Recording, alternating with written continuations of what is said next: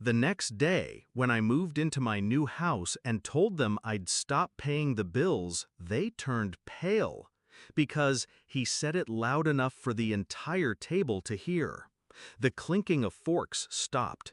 My mother lowered her glass mid-sip. My brothers smirked like they'd been waiting for the punchline. I forced a smile. My father leaned back in his chair, pride swelling in his chest, as if humiliating me was his toast to my future. Old enough to graduate, he laughed, old enough to pay rent or get out. My brothers chuckled. My mother avoided my eyes. I didn't flinch. I cut another piece of steak, chewed slowly, and nodded. The silence that followed felt like victory for him. But that silence was mine. I used to think fathers protected their children. Mine measured my worth in utility bills. When I was 12, I heard him tell my mother, "At least the boys will carry the family name. She'll just be an expense." That day, something hardened in me. While my brothers played, I worked. Babysitting, tutoring, stocking shelves at midnight. Every dollar was a brick in the wall I was building between me and him. They thought I was just the quiet daughter in the corner. What I really was preparing. By 17, I was the one covering half the house's bills. Electricity, gas, even groceries when Dad's business ventures ran dry. No one thanked me. But I kept the lights on. Literally.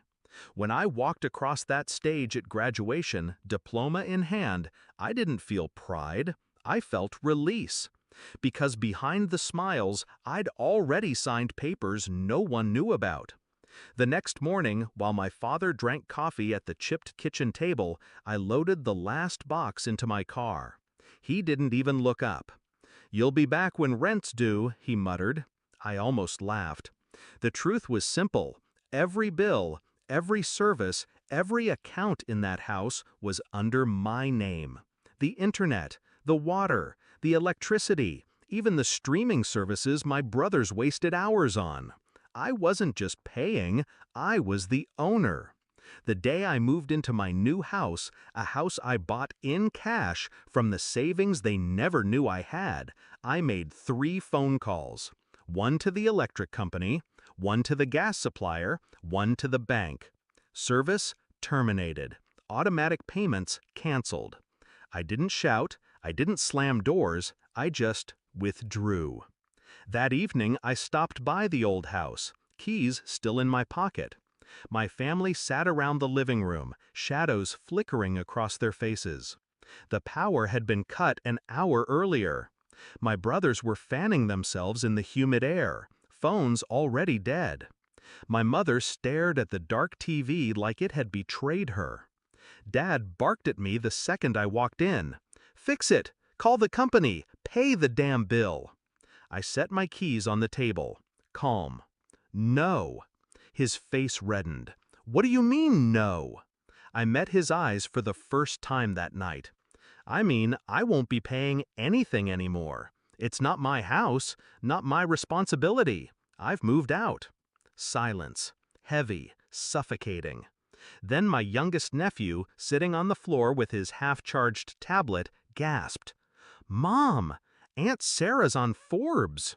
All heads turned. He held up the screen, its blue light glowing in the dark room. My face stared back from an article. "Local investor makes national list." Forbes, billionaire list. Right beneath my photo was the number they couldn't comprehend. The room froze. My brothers leaned forward, mouths open. My mother's hands shook. And my father's laugh, his mocking, hollow laugh, died in his throat. "You?" he stammered. That's a mistake, some kind of error." I tilted my head. "No. It's what happens when you stop being an expense and start being the one who owns the table everyone eats from." They didn't know about the startup I'd invested in 4 years earlier. They didn't know about the stocks I traded while they mocked me for wasting time on spreadsheets. They didn't know that every bill I paid in their house had been part of a bigger plan to control what they thought they owned. And now they had nothing. No lights, no water, no power, not even the illusion of control. Dad slammed his fist against the table. "You owe this family." I stood. "No, you owed me. For years you let me carry you. Now you'll learn what it feels like when the crutch is gone." I walked to the door. My brothers didn't move. My mother whispered my name, fragile like a prayer. I didn't turn back. "I'll send someone tomorrow," I said. "Not to pay your bills, to change the locks. The house is under foreclosure. Papers went through this morning."